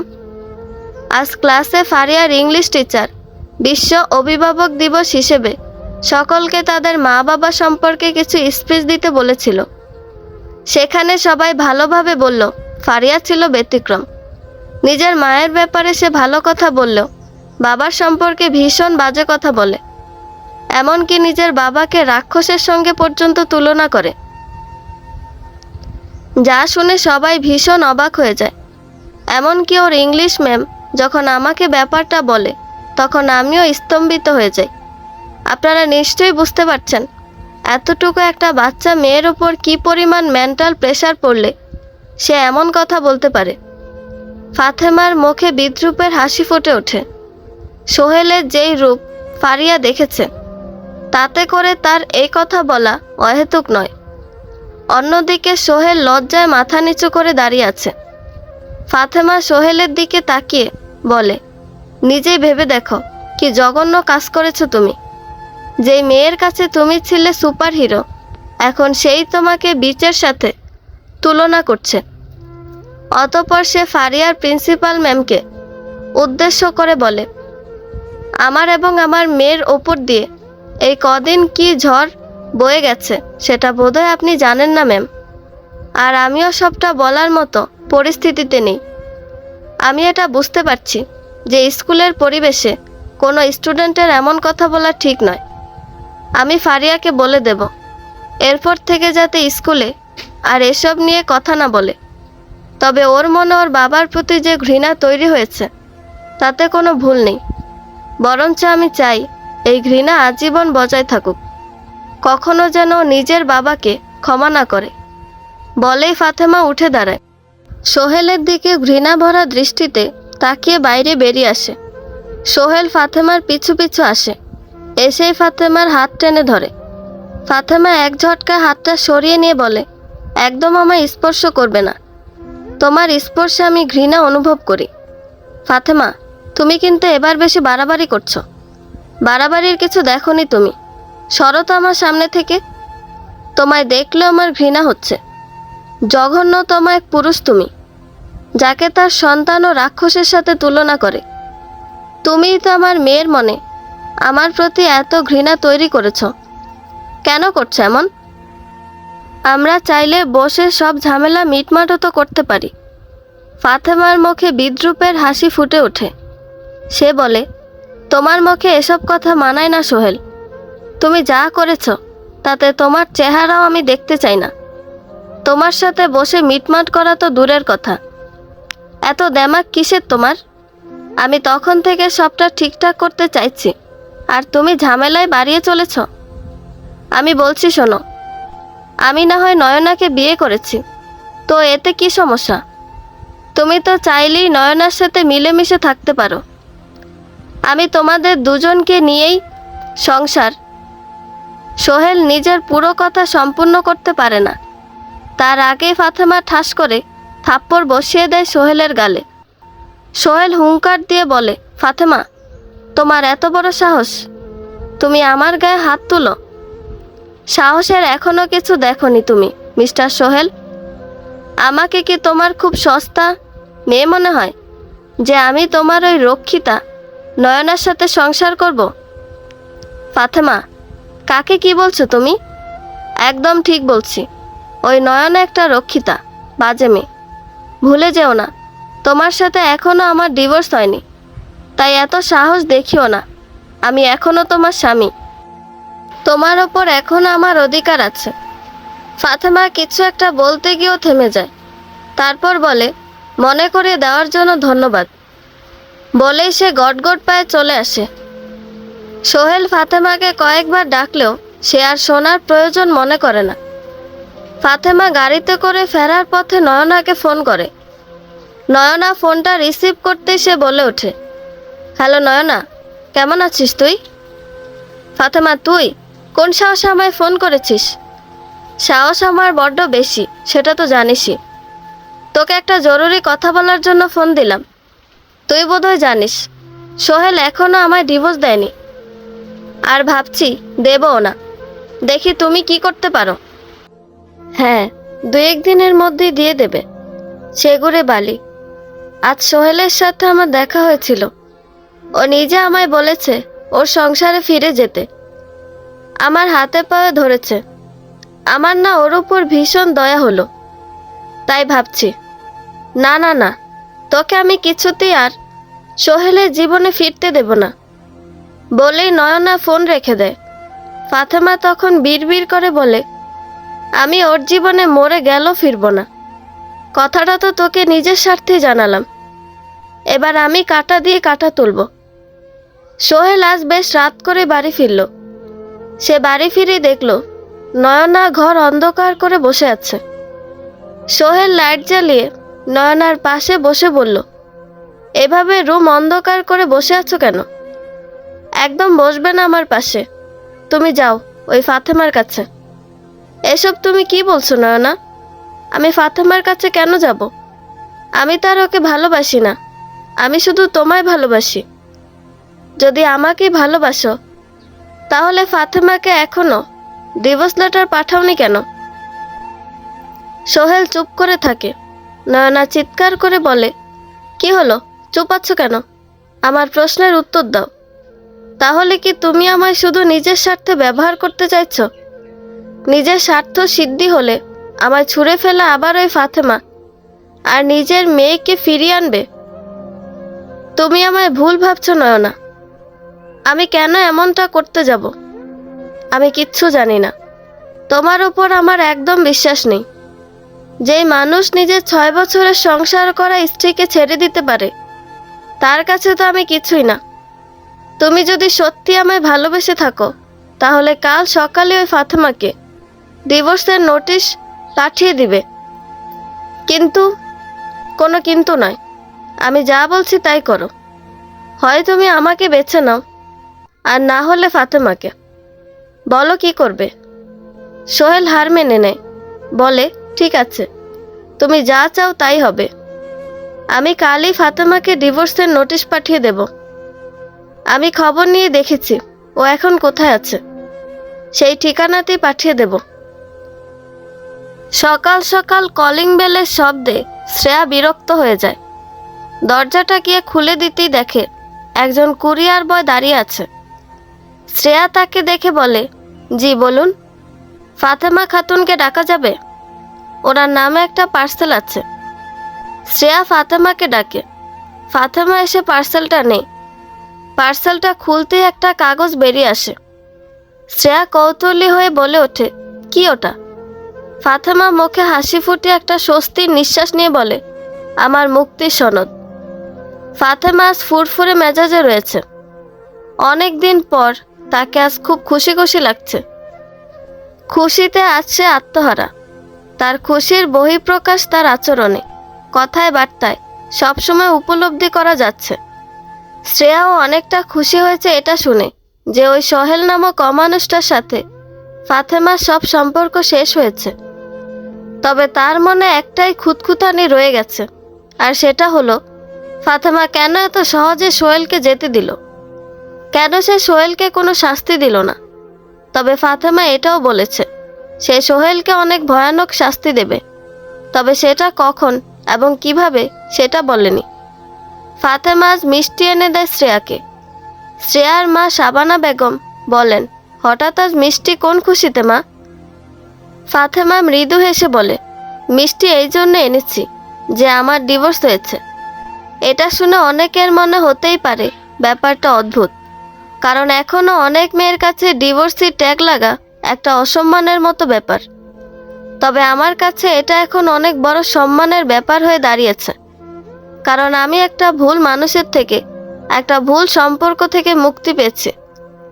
ফাতেমার কথা শুনে শাবানা বেগম বলেন, তোমাকে এভাবে দেখে আমার অনেক ভালো লাগছে মা। এত কঠিন পরিস্থিতিতেও তুমি ভেঙে না পড়ে যেভাবে নিজেকে সামলেছ, যেভাবে নিজের আর নিজের মেয়ের জন্য লড়াই করে যাচ্ছ, সেটা অনেক মেয়েকে অনুপ্রেরণা যোগাবে। আমি আল্লাহর কাছে তোমার জন্য প্রার্থনা করব যেন তুমি সুখী হও, তোমার জীবন যেন উনি সুখ স্বাচ্ছন্দ্যে ভরিয়ে দেন। অতঃপর তিনি কিছু একটা ভেবে শ্রেয়াকে বলেন, শ্রেয়া, তোর তো কম বয়স হয়নি, এবার তো তোর বিয়ে নিয়ে ভাবা উচিত। আমি আর কদিন বাঁচবো বল? শ্রেয়া বিয়ের কথা শুনে মুখটা বিকৃত করে বলে, বিয়ে? আমার তো বিয়ের ওপর ফোবিয়া আগে থেকেই ছিল, এখন তা আরও জোরালো হয়েছে। ফাতেমার সাথে ঘটে যাওয়া ঘটনার পর আমার তো আর কোনো পুরুষ মানুষের ওপর বিশ্বাস নেই।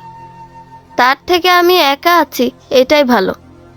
ফাতেমা মৃদু হেসে বলে, দেখ শ্রেয়া, হাতের 5টা আঙুল যেমন সমান হয় না, তেমন পুরুষ মানুষের মধ্যে অনেক পার্থক্য আছে। তুই শুধু সোহেলের জন্য সব ছেলেদের কাঠগড়ায় তুলতে পারিস না। সমাজে যেমন সোহেলের মতো খারাপ ছেলে আছে, তেমন অনেক ভালো ছেলেও আছে। এই যেমন আমার ভাই, আমার ভাবি কোনোদিন সন্তান জন্ম দিতে পারবে না। ভাবি মিথ্যা বলে তাকে ঠকিয়েছে। এসব জানার পরেও কিন্তু সে ভাবির হাত ছেড়ে দেয়নি, বরং ভাবিকে আরও বেশি করে আগলে রেখেছে। সমাজে তুই এমন আরও অনেক ভালো ছেলে পাবি। যেমন দেখ, সোহেল তো একা নয়, নয়নাও অন্যায় করেছে, কিন্তু এই জন্য কি তুই সব মেয়েদের খারাপ বলবি? তুই আর আমিও কি নয়নার মতো? নিশ্চয়ই না। তেমনি খুঁজলে অনেক ভালো ছেলে পাওয়া যাবে, যাদের কাছে ভালোবাসা, স্ত্রী সন্তানের মর্যাদা সবার থেকে বেশি। শাবানা বেগমও ফাতেমাকে সমর্থন জানিয়ে বলেন, একদম ঠিক বলেছ তুমি। শ্রেয়ার বাবাও এমনই একজন যত্নবান পুরুষ ছিল। আমি তো আমার মেয়ের জন্য এমন কাউকে চাই। শ্রেয়া বলে, আচ্ছা ঠিক আছে, এমন কোনো ভালো পুরুষকে পাওয়া গেলে তারপর আমি ভেবে দেখব। আপাতত ফাতেমা চল, আমরা কফি শপে যাই। আজকে অনেক কাজ আছে, আর কাল তো তোকে আবার মাস্টার্স কমপ্লিট করার জন্য অ্যাপ্লাই করতে হবে। চল। ফাতেমা আজ তার মাস্টার্স কমপ্লিট করার জন্য একটা স্বনামধন্য ভার্সিটিতে ইমেল পাঠিয়েছে, সাথে নিজের অনার্সের সার্টিফিকেটও। এমনিতে ফাতেমা সিজিপিএ অনেক ভালো, তবে সমস্যা হচ্ছে এত বছরের গ্যাপ। তবে ভার্সিটির তরফ থেকে জানানো হয়েছে ব্যাপারটা বিবেচনা করে দেখা হবে। এই কথা শুনে ফাতেমা কিছুটা স্বস্তি পায়।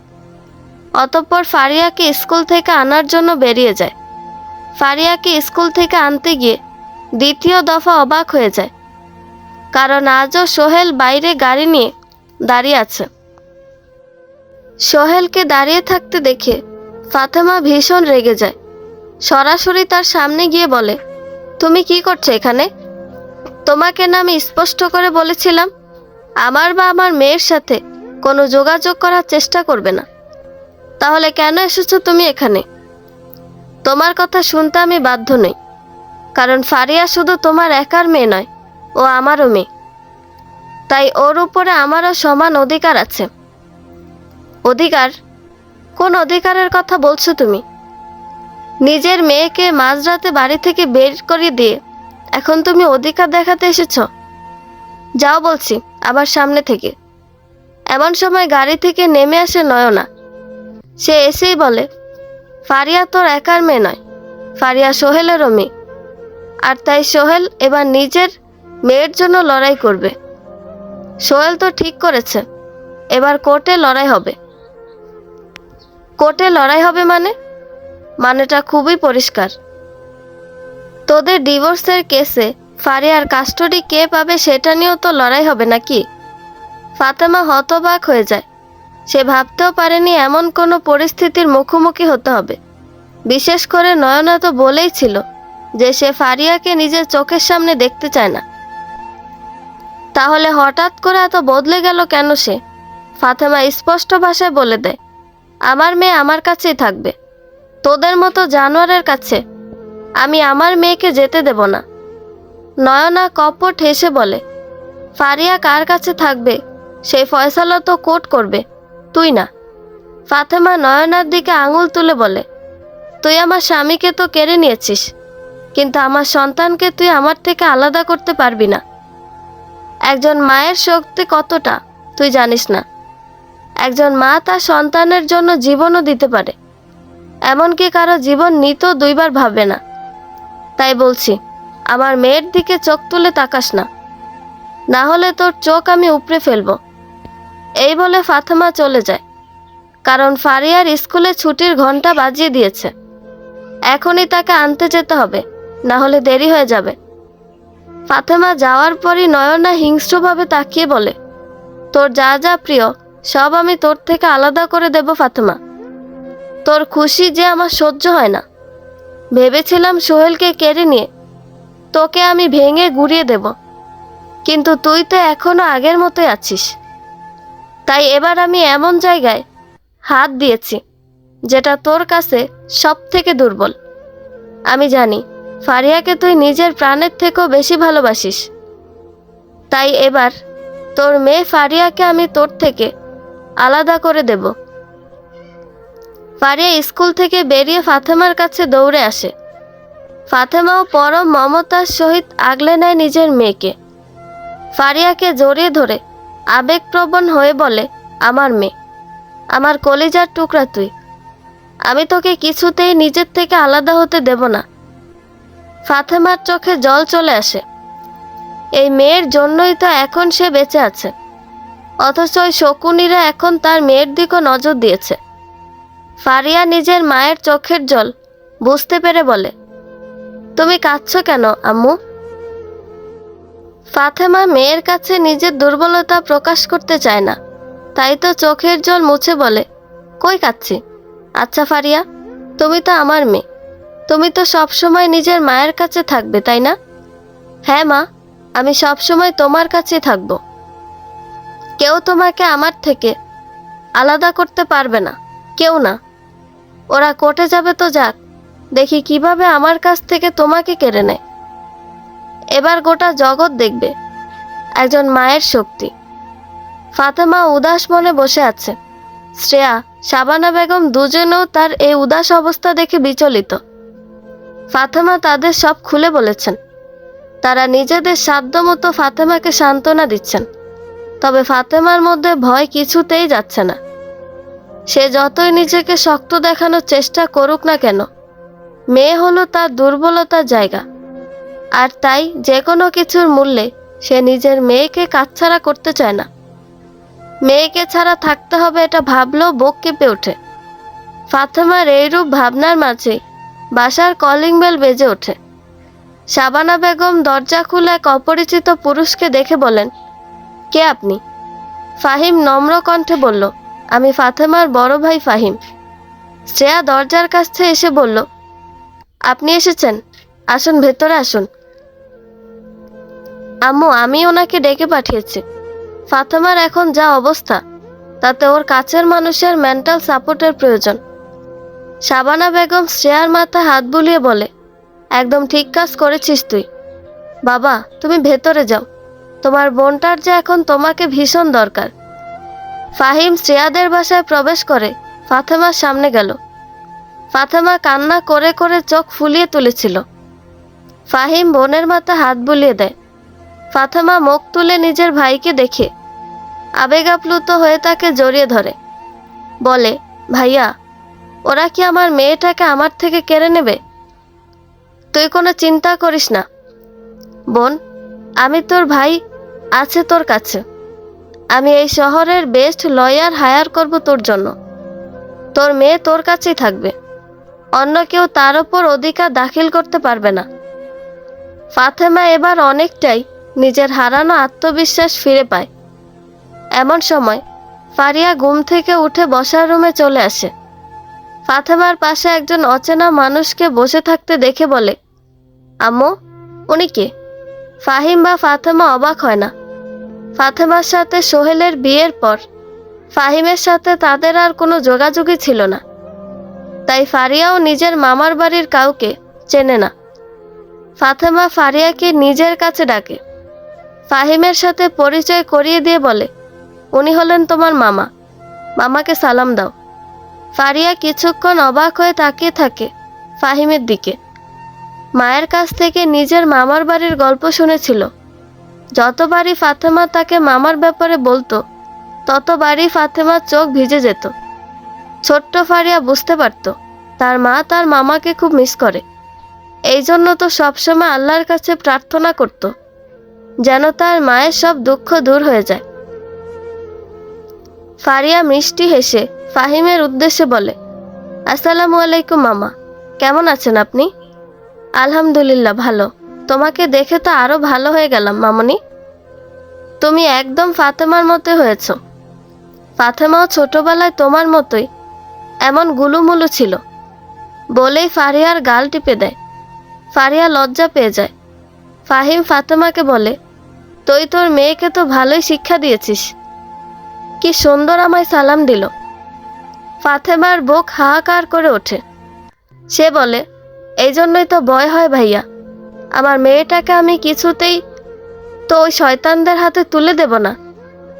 তোকে তুলে দিতে হবে না, ব্যাস অনেক হয়েছে। এবার তো আমি ওই সোহেল আর নয়নাকে দেখে নেব। পেয়েছেটা কি ওরা? বলেই সে রাগে কাঁপতে থাকে। তারপর নিজে চেনা জানা একজন উকিলকে ফোন করে, তার সাথে কথা বলে এই কেসের ব্যাপারে। অতঃপর কথা শেষে ফাতেমার মাথায় ভরসার হাত দিয়ে বলে, চিন্তা করিস না ফাতেমা, জয় তোরই হবে।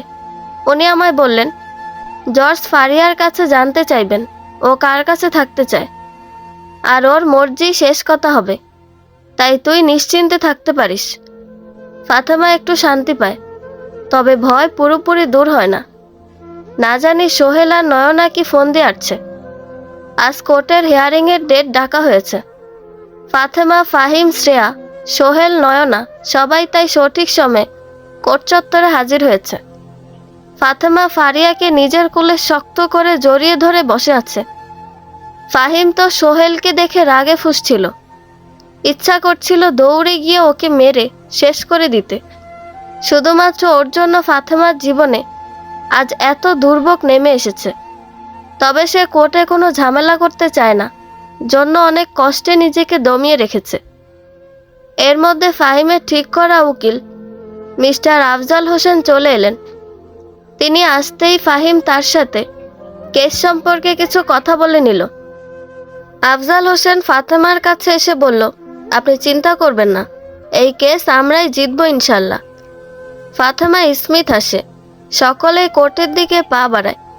ফাতেমা ফারিয়াকে কোলে করে নিয়ে ভেতরে যাওয়ার সময় হঠাৎ নয়না তার কানের কাছে এসে ফিসফিস করে বলল, নিজের মেয়েকে এখন যত খুশি আগলে রাখ, তবে আর কোনো লাভ হবে না। আজকের পর থেকে তুই আর নিজের মেয়েকে স্পর্শ করতে পারবি না। ফাতেমা নয়নের দিকে অগ্নিদৃষ্টিতে তাকায়। সেই দৃষ্টিতেই ভস্ম হয়ে যায় নয়না, আর কথা না বাড়িয়ে কোর্টে প্রবেশ করে। কোর্টের কার্যক্রম শুরু হয়। যথাসময়ে জজ সাহেব এসে নিজের আসন গ্রহণ করেন, অতঃপর বিচার কার্য শুরু করেন। সোহেল যেহেতু নিজে একজন আইনজীবী, তাই এই কেসটা সে নিজের হয়ে নিজেই লড়ছে। জজ সাহেব প্রথমে কেস সম্পর্কে তথ্য জেনে নিলেন। মূলত সোহেল ও ফাতেমার দাম্পত্য সম্পর্ক ছিল, তবে এখন যেহেতু তাদের ডিভোর্স হয়ে গেছে, তাই এখন তাদের সন্তান কার কাছে থাকবে সেই নিয়েই মূল ঝামেলা। প্রথমেই জজ সাহেব আফজাল হোসেনকে বলার সুযোগ দেন। তিনি বলেন, হুজুর, মিস্টার সোহেল ইসলাম একজন দুশ্চরিত্র প্রতারক ব্যক্তি। উনি তো প্রথমে নিজের স্ত্রী সন্তানকে ঠকিয়ে অন্য একজন মহিলাকে বিয়ে করেছেন। এখন আবার ওনার সন্তানের কাস্টডিও চাইছেন। এটা ভীষণ হাস্যকর।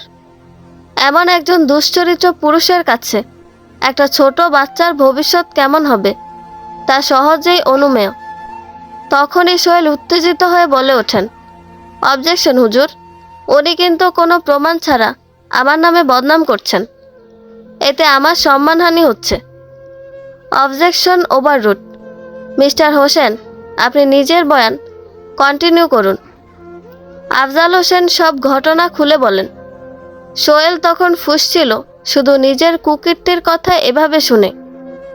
সব শুনে জজ সাহেব বলেন, এই ধরনের মামলায় সাধারণত বাচ্চাদের চাওয়াকে প্রাধান্য দেওয়া হয়, তাই আমি ফারিয়া জান্নাতকে কোর্টে উপস্থিত হবার আদেশ দিচ্ছি। ফাতেমা ফারিয়াকে কোল থেকে নামিয়ে বলে, যাও মা, জজ সাহেব যা জানতে চাইবে তার একদম ঠিক ঠিক উত্তর দেবে। ফারিয়া জজ সাহেবের সামনে যান।